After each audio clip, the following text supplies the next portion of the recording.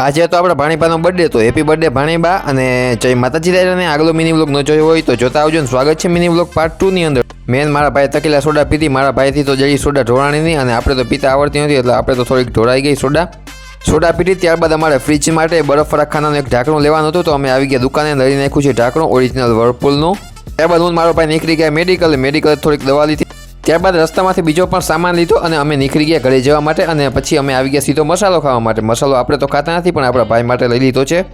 મસાલો ખાઈને નીકળી ગયા કન્ટિન્યુ ચેલા જવા માટે અને રસ્તામાં જોયું તો ટ્રાફિક જામ થઈ ગયું હતું કારણ કે ખટાણમાં કંઈક પ્રોબ્લેમ હતો જે આપણે કાંઈ ખબર નથી. ત્યારબાદ અમે નીકળી ગયા સીધા દળેડ જવા માટે અને પહોંચી ગયા દળેડ.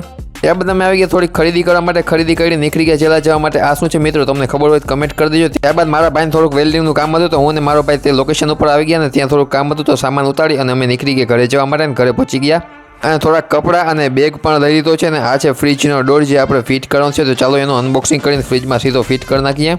આ છે ફાઇનલ લુક. તેની સાથે આજનો મિની લુક અહીંયા જ પૂરો છે. માતાજી દાદાને.